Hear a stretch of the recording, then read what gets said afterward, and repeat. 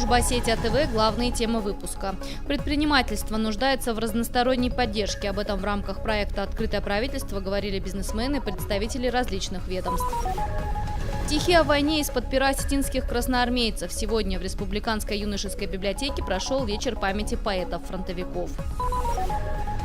Матч 29-го тура против Терека-2 для Алании начался обескураживающе. В самом начале матча владикавказцы оказались в роли отыгрывающихся. Эти и другие темы далее подробно.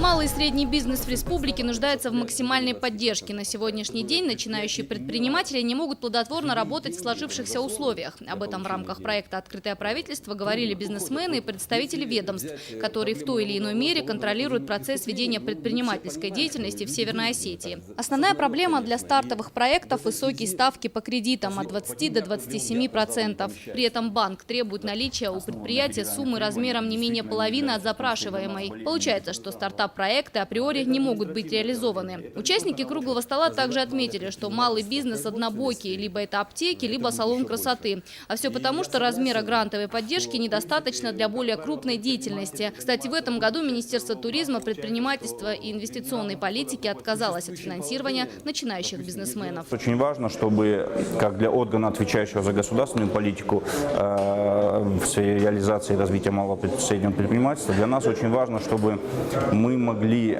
увеличивать свой инструментарий по поддержке, мы могли увеличивать не только финансовую поддержку, потому что финансовая, к сожалению, она ограничена средствами республиканского бюджета, ограничена федеральными лимитами. Но нам важно, услышав предпринимательское сообщество, более в правильную сторону ориентироваться. Жанна Цалагова 20 лет занимает в машине пассажирское кресло. Думала, что быть водителем для нее невозможно. Но сегодня, впервые сев слева, она уже не боится ускоряться, без проблем объезжая препятствия. Отца, ты не поверишь, но я первый раз в жизни за рулем. Первый урок вождения проходит на ура. Жанна Цалагова отправляется на теоретическое занятие. Дорога для всех общая, потому и обучаться люди с ограниченными возможностями будут на общих основаниях. Сесть за руль автомобиля мечтают многие. Очень многое для нас это. И вот то, что вот сейчас хотят сделать, вот это автошкола для инвалидов, все, думаю, очень обрадовались, потому что очень много есть желающих, которые хотят научиться ездить. Очень удобно иметь под себя машину. В обычной машине с автоматической коробкой передач, 2 педали, газ и тормоз. Здесь они выведены на руль. Причем это один рычаг. На себя газ, от себя тормоз. Благодаря таким машинам инвалиды-колясочники чувствуют себя за рулем уверенно и комфортно.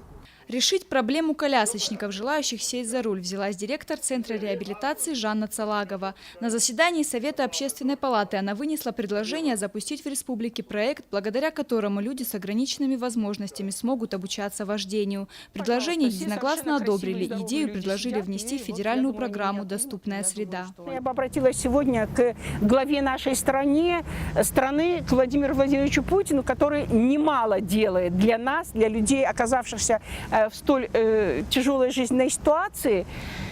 А хотела бы обратиться вот с какой просьбой. У нас есть программа «Доступная среда». Она сегодня продлена до 2017 года. Как бы было хорошо, если вот в эту программу включить и именно обучение вождению людей, оказавшихся в инвалидных креслах-колясках. Жанна Цалагова рассказала о том, как тяжело инвалидам приобрести автомобиль, а перестроить его под ручное управление обходится в 45 тысяч рублей. Кредит на машину без страховки не выдают, а получить ее не всегда возможно. Пока в республике под ручное управление адаптирована только одна машина. Дирекция автошколы надеется, что их станет больше. Ангелина Васильева, Залина Губурова, Ацамаз Кочи, Осетия ТВ. Университетский образовательный округ – новый проект. Его инициатор – Высшая школа экономики. Основная цель – формирование сети школ, в которую будут входить все регионы России. Всего будет привлечено около 400 учебных заведений среднего образования. В рамках реализации проекта проректор Высшей школы экономики Вячеслав Башев посетил Северную Осетию. За круглым столом собрались директора школ Северо-Кавказского федерального округа. Проректор рассказал о преимуществах университета. Нас интересуют школы, которые заботятся о своем развитии и хотят готовить своих выпускников для обучения в лучших университетах страны, в том числе Высшая школа экономики. Здесь мы для того, чтобы рассказать директорам школ про Высшую школу экономики и рассказать им про этот проект. Главная задача проекта – обсуждение новых целей образования, методики их достижения и помощь преподавателям в повышении квалификации. Владикавказ стал уже 6-й площадкой, где директора регионов познакомились с проектом. В ближайшее время планируют посетить все субъекты страны. Лолита Созаева, Фатима Дзываева, Евгений Маркин, Осетия ТВ.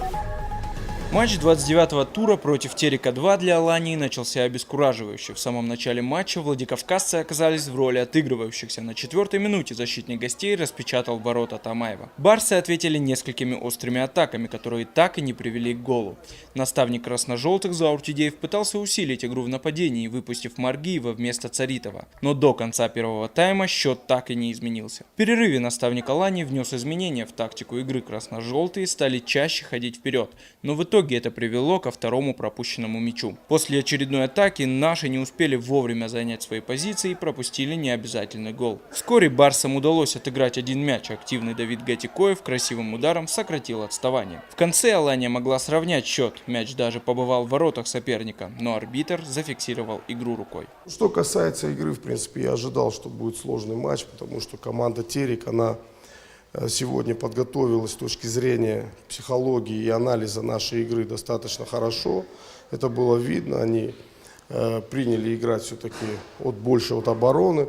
Самое главное то, что мы сегодня думаем в большей степени, мы, тренеры, думаем о будущем сезоне. И слава богу, у нас есть еще молодые футболисты в разных командах. Значит, таких как «Спартак», «Юность», где примерно играют ровесники, и мы еще сопоставим все-таки, кто из этих игроков больше достоин играть в футбольном клубе «Алания» и в этой футболке. С мамой ухтыл бажар-то бажар, уяв айша в тие уж мотор.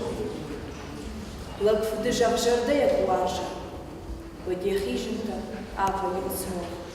Стихи о войне из-под пера осетинских красноармейцев. Сегодня в Республиканской юношеской библиотеке прошел вечер памяти поэтов-фронтовиков. Звучали стихи и песни тех, кто творил их в перерывах между кровопролитными боями. Особенность произведений в том, что все они на осетинском языке. Читали стихи школьники, студенты, заслуженные деятели искусств Северной Осетии. Сегодня нас собрали здесь для того, чтобы привлечь внимание к тому подвигу, который совершили наши деды и прадеды.